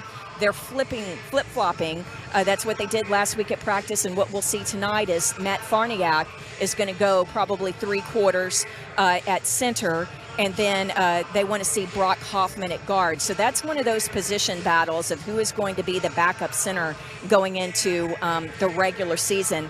And then here's a name that most Cowboys fans haven't heard. I mean, he's had a pretty good camp, but Tyron Billy Johnson at wide receiver. Oh, he's going to get a little more work tonight, so don't be surprised if you hear Brad and Babe call that name a lot. And then Jalen Brooks, the rookie 7th-round pick, who didn't have a great game last week, didn't get that many opportunities, but has had such a sensational camp tonight. It's not necessarily that he'll get that many more plays tonight, but they want to see how he responds, because Jalen, I won't say he was down on himself, but he was disappointed that he wasn't able to show in preseason game 1 that what he had shown through the first few weeks of camp. And so they liked how he practiced this past week, and I know that the coaches are really hoping that he gets some opportunities tonight and gets to apply it on the field, because that didn't really happen in last week's game. Christy, is it going to be the same way with the quarterbacks, what we saw last week? Yes, you're going to Rush. see a lot of Will Greer. Yeah, and Cooper Rush, probably 2 or 3 series. It really depends on how long those first couple of series go. But yes, we expect to see Will Greer. I don't know if it'll be as early as the first quarter, but he'll definitely maybe even a little more work than he got last week. What do we know, Christy, about the green dot situation? Who's making the calls, especially defensively? Yeah, so what happened is Malik Jefferson was one of the green dots. That's the radio helmet. So 3 players are designated on defense. Only 1 person can be on the field at a time wearing a green dot. But last week it was Damone Clark and Malik Jefferson and Devin Harper. But Malik Jefferson was hurt last week, and he's sidelined because of that right foot injury, the plantar fasciitis. So tonight the green dots will be Damone Clark, who will get about the same amount of time as last week. Devin Harper, who got extra time in the second half last week after the injury to Malik Jefferson, and then DeMarvion Overshown. That's a difference. By the way, he got a game ball last week. He had such a good game last week, but he'll have some additional responsibilities tonight. Don't be surprised if for a series or two that he wears the green dot tonight. Christy, you mentioned perfect conditions, so nothing with the kicking, right? Nothing, no wind going in. There should be no excuses. There's a little bit of a breeze, but the orange flags that are atop the uprights, they're barely moving. There is one edge of the field, the one that opens towards the north. The seats that go up about 3 levels high, they kind of look like a pyramid. They're angled. Yeah. And so the corners of the end zone on the north side, it's a little more breezy on the north side if you're kicking that direction. But compared to some of the situations we've had here in Seattle, it's a very, very mild night. And anything do we need to know about punt return on kicking return? I mean, I know we saw Turpin for the first punt return last week and then Deuce, but you're telling me that Deuce might not do as much. So any adjustments on that you know about? Yeah, I wonder if we might see, I expect probably Rico on the kickoff returns if they want to see more of him. But if you don't see as much of Deuce on the returns tonight, again, it's similar to running back. It's not that he's not going to play tonight. It's just that they know what they have, and so let's give some other guys some reps. So whether it's in the second half, more guys like Wanye Thomas that might get a chance at returns, I wouldn't be surprised if we see that. Now, after another week of camp, Christy, have we gained any more confidence with the kicker, Brandon Aubrey? Well, I'm watching him right now. The specialists are the only guys out on the field right now, and Brandon Aubrey just connected from 42 yards straight down the middle. But one thing that I was surprised about last week, and I talked about it in pregame, that even with the rule change this year on the kickoff returns, I thought we would see more return action, that you wouldn't want to kick through the back of the end zone or teams wouldn't want a fair catch, because in preseason, what do coaches want to do? They want to evaluate young players. How do young players make the team? They do well, they excel on special teams, so you want to judge them in coverage. Well, instead, Brandon Aubrey last week was banging it through the back of the end zone. You know he has the legs, so I asked Coach Fossil this week. I said, I was just kind of surprised, and he said, well, it kind of depends. We wanted Brandon to get that confidence, and just let him swing through it. But the other thing is these young guys that you want to see in coverage, they're playing a lot of defense, particularly in the second half. Oh, yeah. And so you don't want guys to have to turn around and take all these defense snaps right after they, run down the field a time or two. So, but this week, it's not that we're going to see every kickoff through the back of the end zone, but that was the explanation for last week, and that made sense. Normally, the guys who are covering kickoffs are not your starters, and you don't have to worry about them turning around and taking defensive snaps. But in preseason, particularly in the second half in that first game, and again tonight and next week, that's the case. Those guys turn around and play defense. Christy, I just, again, noticing stuff on pregame Twitter things. Junior Fehoko was dressed for this game? Yes. Okay. Yes, he was going through the early portions of warm-up, so I expect him to play. He did not play last week. Right. One person who missed a little bit of time during the week, missed practice Wednesday, is Chauncey Golston on the defensive line. They were unsure coming in if he would get some snaps, but I heard from a member of the defensive coaching staff that Chauncey will play tonight. The one thing with Nashawn Wright, the cornerback, he is still in a walking boot after hurting his ankle last week. So that means more time for the likes of Josh Butler. He got a lot of extra snaps this week. And then Eric Scott, different sides, but Butler was the guy who got extra work this week after Nashawn went out. Christy, I know you love Seattle. Did you get a chance to peruse around the city, get some good food, something like that? Well, ate down on the waterfront today, some shrimp. Danny Miles, our producer, and I. But Paul Allen, who owns the Seahawks, the billionaire that co-founded Microsoft with Bill Gates, so he's this sci-fi nerd. And so he opened EMP, and now it's called the Museum of Pop Culture. But all of the great like sci-fi stuff and movie props. So like the original Alien, and now it's been several years since I've been to it. So now instead of the Death Star from Star Wars, they have the White Walker from Game of Thrones.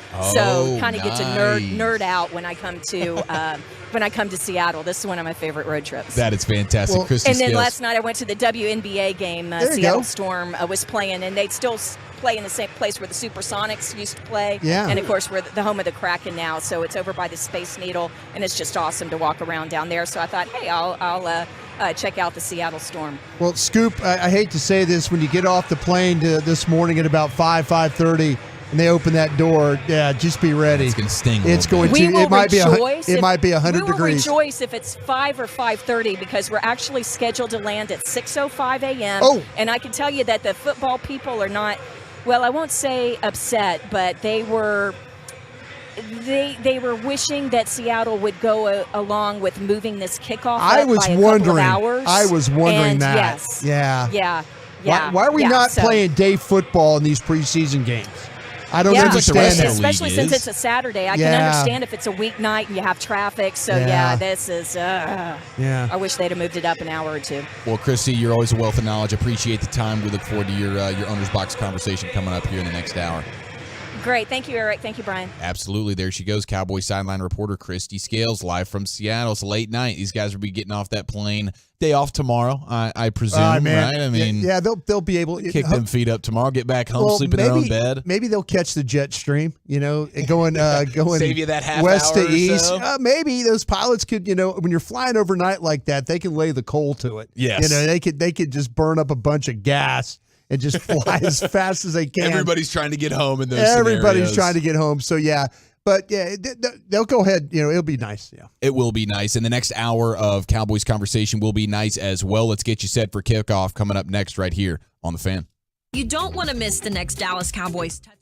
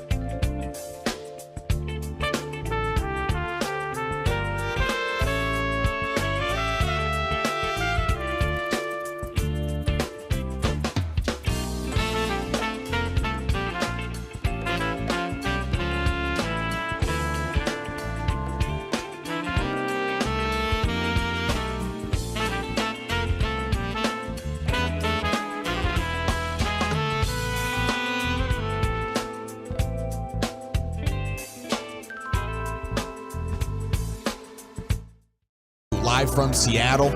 We will get you there as quickly as possible. Great to have you in the official pregame show of America's team right here on the Dallas Cowboys radio network. He's a Super Bowl champion, Brian Broaddus. I'm Eric Chiafalo, and let's go ahead and jump right into this preview here, Broaddus, brought to you by Sleep Number, the official sleep and wellness partner of the Dallas Cowboys. We've gathered some information. We know that a majority of the starters on both sides of the ball will not be playing for the Cowboys, but a little bit more Rico Dowdle tonight, a little bit more Schoonmaker as well. What are you looking forward to seeing tonight?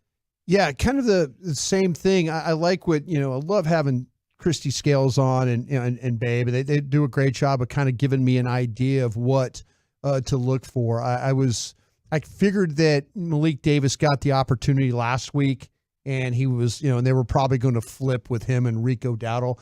It's already interesting to me that it sounds like, listening to Christy talk, that they've got Deuce Vaughn kind of like in bubble wrap already. He's already secured. It's like, listen, we know what we have in Deuce Vaughn.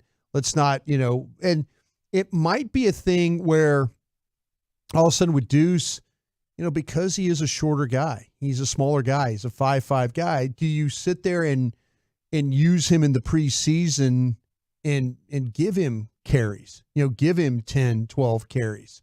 Is it worth it? Is it worth it? Yeah.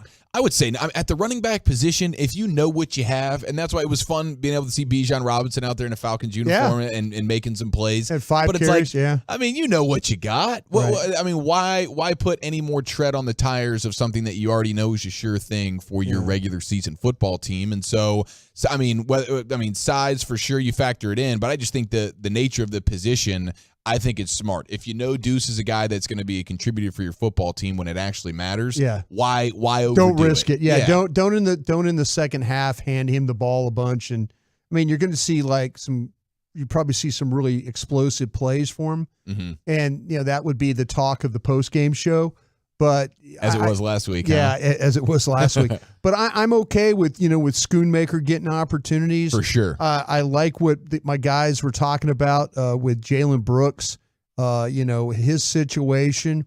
I thought it was interesting with Tyron Johnson that Christy was talking about. Yeah, that he's going to get a little bit of some run. So yeah, these coaches will figure out who they want to play, and you'll see, because what'll happen is that maybe that final preseason game, if some of these guys, you might not want to play them, because what you worry about then is you play a guy and all of a sudden he gets a nicked up injury where it's a hamstring, a hand, or something happens, then it turns into injury settlement, and that comes out of the cap.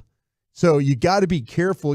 If some of these guys like a Tyron Johnson, now he might be playing for a practice squad spot. For sure. They're trying to figure out, okay, Drummond, Johnson, Durden, these guys are all trying to look like who's going to be the practice squad players here. But you also worry about playing guys and then them getting nicked up, and all of a sudden you're having to pay them to not be on your team. Yeah, all of a sudden you're putting them on, you're waiving them injured, and then you have to pay them 2-3 game checks, and that comes out of your cap.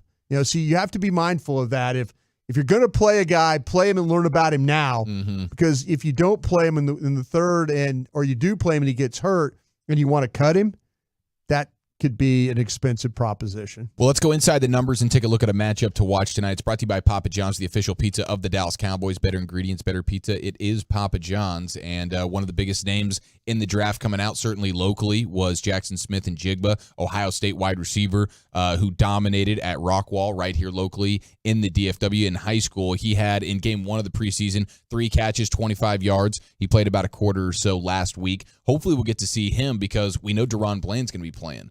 And Smith-Njigba is a guy who really works out of the slot. I mean, that's a prime time, that's a regular season type of one-on-one matchup that we might be privy to here for a couple of series, whatever it is. We know Geno Smith and company are going to be playing, so hopefully we get to see Deron Bland versus Jackson Smith-Njigba in that slot. That's going to be must-watch. Yeah, I fear that if Jackson Smith-Njigba has a good first half, that I'm going to have to deal with Wolchuk in that post game. Oh, for sure. And he's going to come rolling in here and patting himself on the back. Like, let's take a look at those wide receiver rankings you had in the draft. Let's exactly. compare notes again. Exactly. Where did you have Jackson Smith? Oh, Broadus, you had him third, didn't you? But no, this kid is an outstanding player, though. There is no question. He's a monster. He really, really is.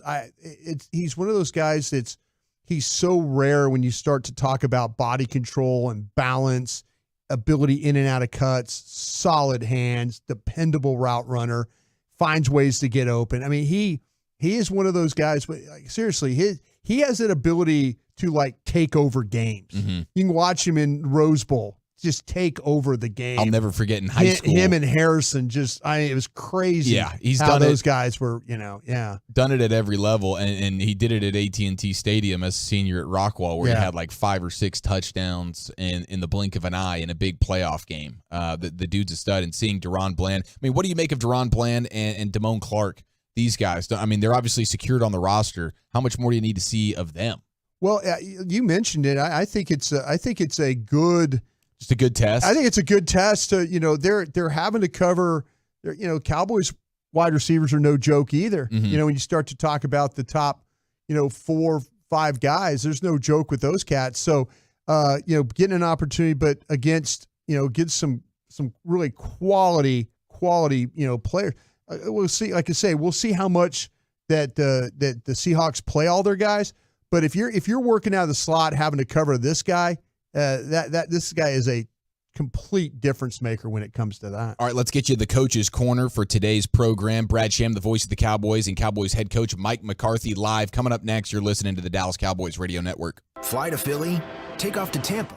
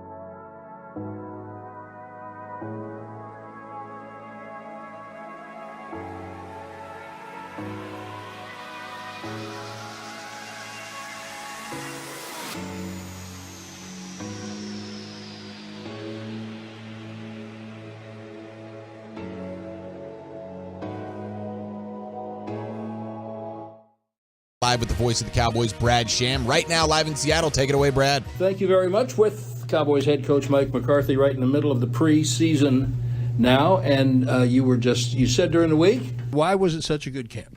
Well, I think, always start with the health. I thought the health of the football team was excellent as far as what we were able to get done.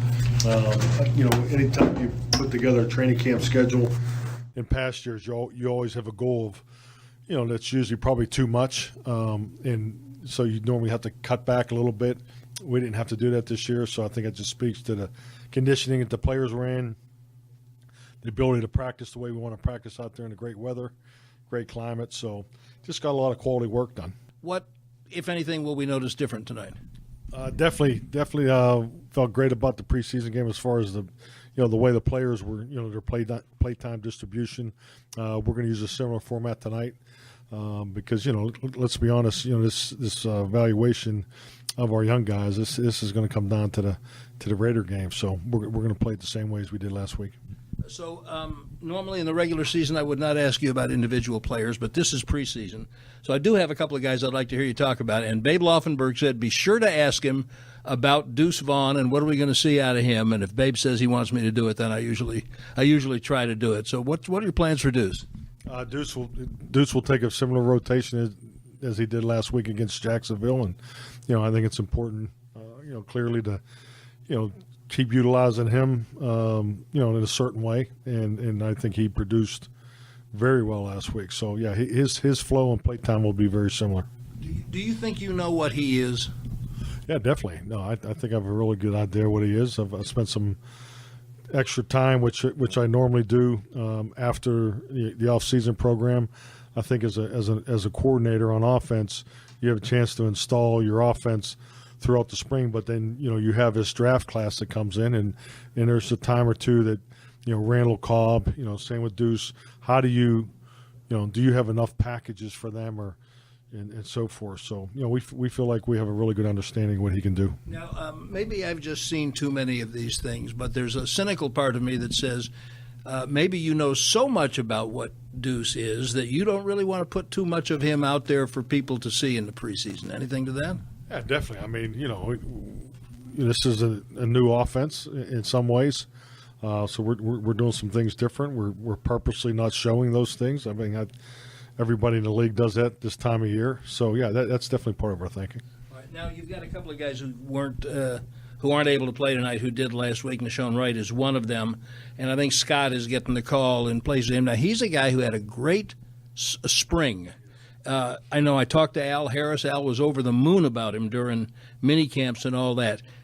Has he hit a plateau? Is he kind of fighting back? And what are we going to see from him? Where do you think he is? Well, I wouldn't say he plateaued. I mean, he's only played one game, but I agree. He made an unbelievable first impression early. He's everything we thought he was, and I just like his consistency. He's a mature young man. I think his story has prepared him for this, but yeah, he's made steady progress. Awesome Richards not many people talk about rookie offensive linemen if they're not taken in the first round, and he had to make an adjustment last week in a short week. Instead of playing guard, jumped out to tackle because he's a draft choice. How's he coming? Where do you think where his best position is? I'll say this: he's fortunate just for the way the rotation's set up. He's gotten plenty of work, both inside and outside. So there's a lot of great information there. But I thought as the game went on, he had some really good sequence of plays against Jacksonville, and so I'm looking for him to take a step in the right direction tonight. You said a minute ago that the third preseason game next week will be the final evaluation. We all understand that, especially the young guys. This year, you've only got one cut down, and it's after the preseason. Does that make it easier or more difficult to use these preseason snaps to get what you need to help you make the right evaluation? That's a great question. I think clearly the fact that you can keep all your players to the end is I'm 100% agreement with. But I think just like anything, this will be the first time through it. So there'll be some challenges that we probably haven't talked about until they they come about. But I'm definitely in favor of it because it gives you a chance to play these guys all the way through. And because, you've been there, that last preseason game could be a stressor. And, frankly, there's always been players that probably play too much in that game. And I think when you do that, the risk for injury is increased. Okay. We'll all look forward to getting home to the heat of Texas. And next week we'll talk about how you've handled that practice. Thank you, Mike. Fellas, back to you. Thank you, Brad Sham. That is today's Coach's Corner with head coach Mike McCarthy and the voice of the Cowboys, Brad Sham. Lots of things that we can get into there. I did see that Jason Peters, former Cowboy as of last year, 9-time Pro Bowler. Yeah. He's going into what will be his 20th NFL season. He's not on a roster right now. He said he plans still to play, according to Adam Schefter. Do you think there could any rekindling? No, I actually reached out to some folks in the organization, kind of asked a couple different people about Jason. He helped them last year in, some of those games, and then, got down to the end there and is what it really is what he is. But, there's when you watch Jason Peters, if you rush him straight up, if you just try and bull rush him, he is outstanding. There's problems with some of his lateral agility and things like that. That I think that over the years, injuries have kind of taken their toll on it. It's amazing that he still wants to play. But I just got the feeling talking to people with the Cowboys that they're super interested in seeing what they've got with these young guys. Mm-hmm. And I know people out there, they roll their eyes when I say that, but in this case, they really are. They don't want to bring Jason Peters in right now. They would rather see what they have with these young guys. We mentioned all of them. With Let's Go and Bass and these guys. I mean, they're trying to kind of figure out what these guys are, and instead of always trying to throw a crutch in there, But there'll be a time, like I say, hopefully nothing will happen with Tyron Smith. I mean, that's always the one that you worry about the most. No doubt, man. Yeah. I mean, you're holding your breath. But I didn't get the impression that Peters was on their radar. That Peters they were interested in bringing him back. Well, and that took a training camp relatively devastating injury to Tyron Smith for them to even feel like the need to go get Jason Peters last year. Right. And so as long as Tyron Smith is still intact, I guess they feel pretty good about sort of where they're at there. So that's good. Wanted to get that confirmation from you. We appreciate that. Brian brought us. All right, let's continue to get to know the enemy, and we'll go live into the owner's box from Seattle with Cowboys sideline reporter Christy Scales and Cowboys owner and general manager Jerry Jones. That's coming up next. Dallas Cowboys football will continue in a moment. Bell Nunnally.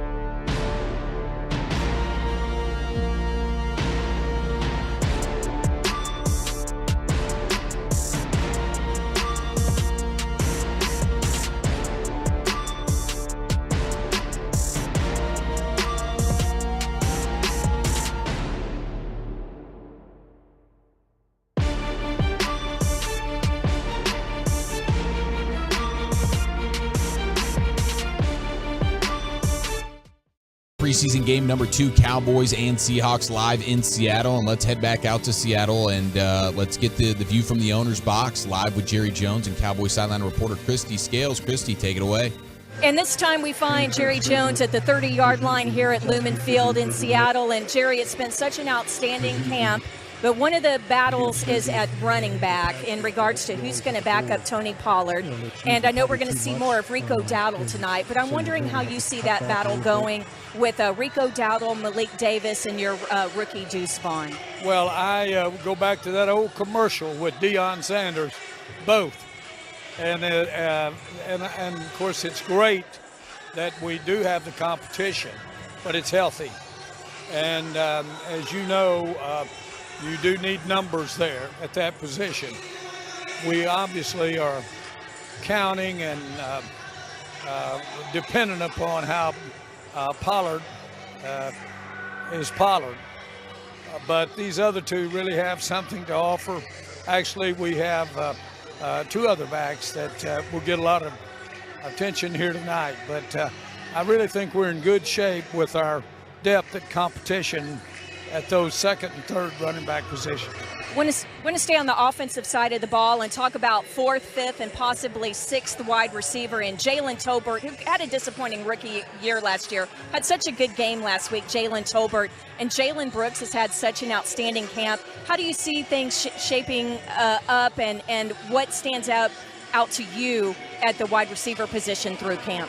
Well, they've carried their form, have been true to their form. Jalen Tolbert came in with a lot of promise. We drafted him high.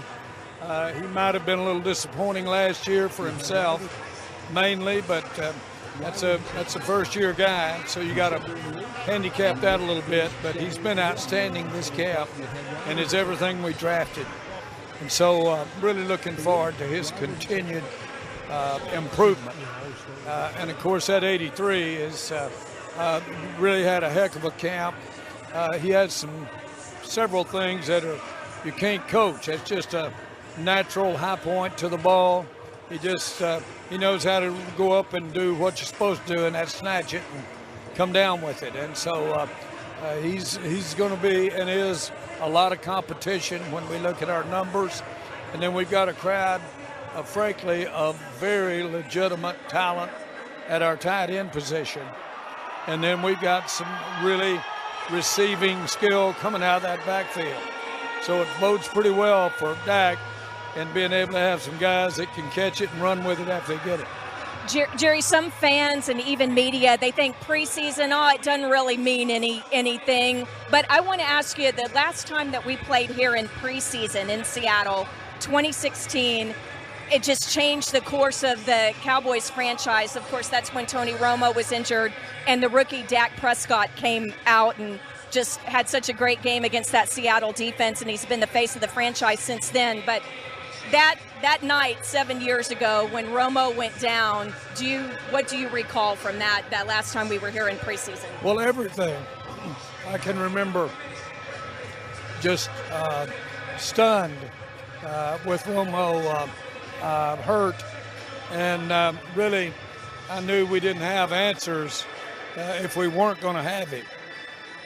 And of course, it was a game changer. Who could have ever thought that not only Dak would not only finish that game, but go up to Los Angeles in a preseason game and really continue to establish what was one of the epic rookie years for a quarterback in the history of the NFL. It did change things, and I think that just says a lot for preseason. I think it says a lot for when you look at how Dak evolved, because had it not been for that injury, had it not been for those circumstances, you may never have seen Dak Prescott in the NFL. It can get that way. We appreciate the visit. Thanks so much, Jerry. That's the view from the owner's box here at Lumen Field in Seattle. And as we continue counting down to Cowboys-Seahawks kickoff, let's rejoin Brian and Eric.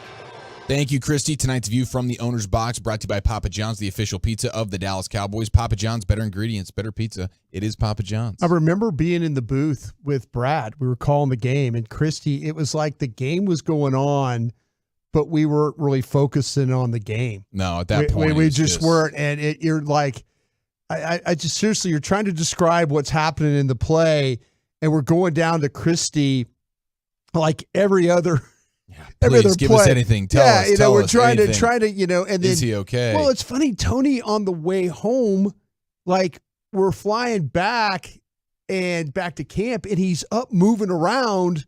He's like looking normal. Yeah, he's bending over. And he's like him and Jason Witten, and the players always like to get up during the flight, and they walk around and talk to each other and bartend with each other, kind of a thing. Yeah, play some cards. Yeah, and so. But Tony looked like fine, and you were like, okay, well he's not like stiff moving or can't turn. He's moving around. That's so. It was ridiculous. It was so strange. It really was strange. Gave you some false hope there for a little bit. It did, but I'll never forget because, like I say, Brad and I. There's a picture of me in the booth with Brad, and you could I'm like talking about something, and I guarantee you, I'm talking about what's going on. The Romo back situation. Yeah. My gosh. Yeah, that is crazy after all these years back in Seattle. And I think it's that's a great idea for the Cowboys. Let's go ahead and keep Dak and company on the sidelines. Just too many bad memories. Don't want to dip back into that with some of these starters here. Now, as we continue to get to know the enemy in regards to the Seattle Seahawks, brought to you by Arrow Exterminators, the official pest control provider of the Dallas Cowboys. I'm just watching this Colts game. Sam Ehlinger, all he does is run. He just runs. That's all it watch. He's about to run here. He's going to run. Oh, there we go. He'll pass up. He doesn't give up play right there. He didn't want to throw it, so he just figured I'll get tackled instead right there on the sideline. Old Sam Ehlinger. Now, we do have a fun little matchup here between two rookies. Our guy, Mozzie Smith, out of Michigan. He's going up against one of his former teammates, the center, Olu Oluwatimi. Mm-hmm. And so that's going to be an interesting matchup tonight. Two guys familiar with each other. And so I'll be looking forward to seeing that and how Mozzie Smith bounces back from game number 2, where he had some ups and downs. Yeah, Oluwatimi, he is a powerful guy, and and I was surprised that he didn't go as higher in the draft than he did. And so to me, that was one of those. And Michigan had an outstanding offensive line, and so they were an award-winning group.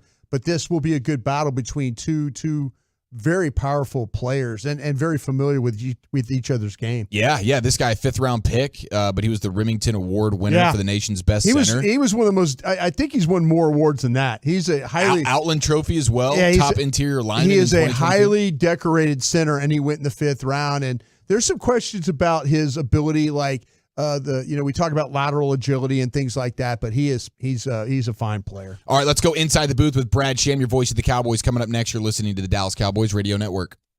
Cowboys Nation.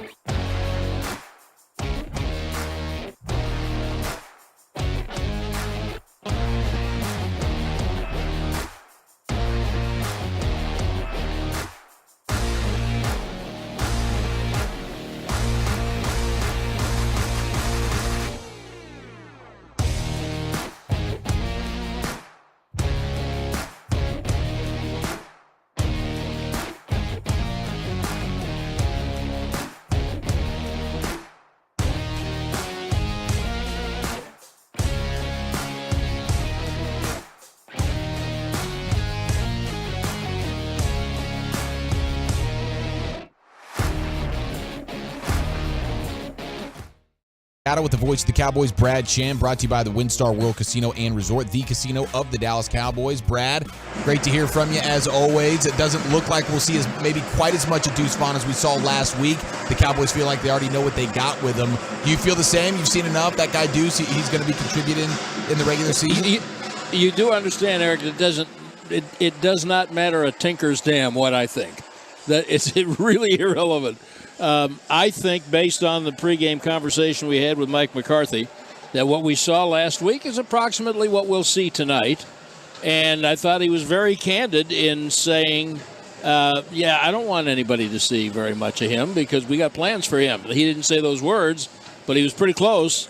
And I think there are a couple of other players who are like that as well. I think they know what they have in Deuce Vaughn.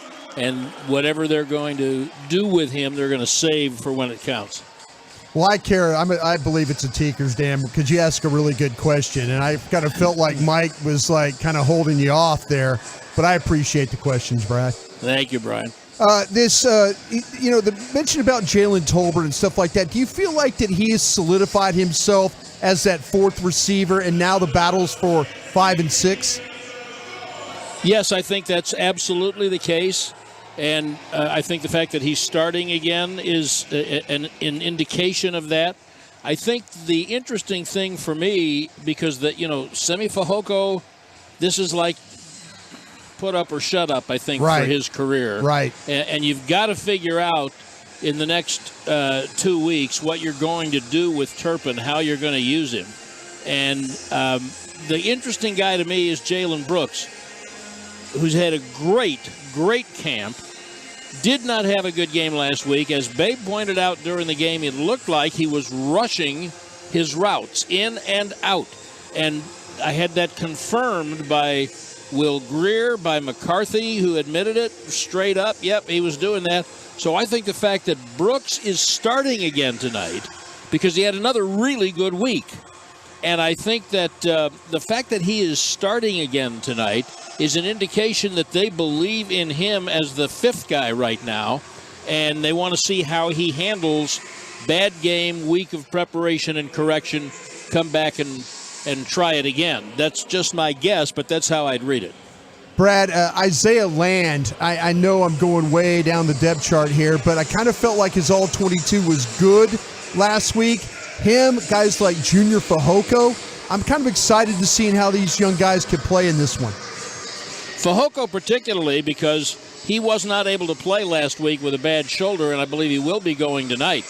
And they like him. They think he's got an opportunity to help in the depth in that line and maybe play inside and out. Land might be a guy that you're looking at for the practice squad. Okay. And I that's my guess, just because of the depth and the people they have, unless they decide that they're paying some guys that they don't want to pay and they get the same production out of Land. Right. But there's no doubt they like him. For people who don't know, when they went to scout Marquise Bell last year at Florida A&M, they scouted Bell, and then they kept saying, who's that guy? And now now they've signed him. He didn't play until maybe almost the fourth quarter last week, right? Maybe mid-third, something like that. Yep. And so these are the games that sometimes, as you well know, Brian, people, except those of us with vested interests one way or the other, we tend to kind of lose focus on the game mid-third and on. And frankly, what is it, 8:45? By the time the third quarter rolls around in Dallas-Fort Worth, I think only people who really care or are insomniacs will be watching and listening this game, and that's when I think Isaiah Land is going to play. I don't have any indication that he's going to be in the game any earlier than last week, but I do think they like him, and my only concern from his point of view would be whether there's too many people ahead of him to make the 53. But as you know, McCarthy says it all the time, I don't have 53, I have 68, or it's 69, I guess, with the practice squad, so I'd say that's significant. No question. Brad Sham, ladies and gentlemen. Thanks for the time, Brad. Enjoy the game. Okay, boys. There he goes, voice of the Cowboys, Brad Sham, as we go inside the booth. And now we go down to the field and hang out with our Cowboy sideline reporter, Christy Scales, and get her keys to the game, brought to you by Pollock Aurora, proud supplier of the Dallas Cowboys. Christy, looks like we're going to see some starters for these Seahawks tonight.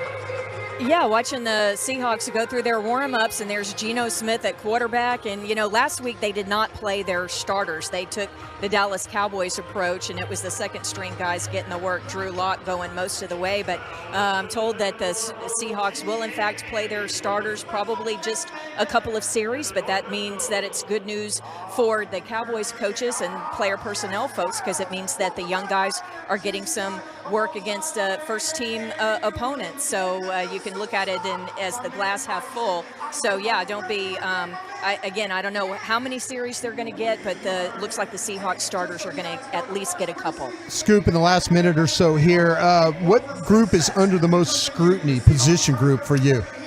It's the offensive line, the guys that are going to start and back up tonight, because there's still so many questions there. We mentioned that Brock Hoffman and Matt Farniak are going to swap spots between center and guard. Farniak played left guard last week and Hoffman at center, so tonight it'll be Hoffman getting most of the work at guard and Farniak going probably as many as 3/4 at center. Also, Awesome Richards, you guys were talking about him, talking with Will McClay, who he said that Awesome Richards, even though he had taken all of his reps at guard in camp until getting thrown into the starting lineup at left tackle last week, he actually played better at left tackle than he did at guard.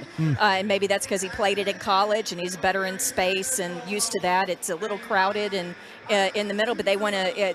He will get some work at guard, probably fourth quarter or late in the third, and they want to see how he holds up at guard. But he did play better at left tackle than guard last week. Fantastic, Christy Scales. Thank you so much. We appreciate it. Enjoy the game. Thank you, Eric.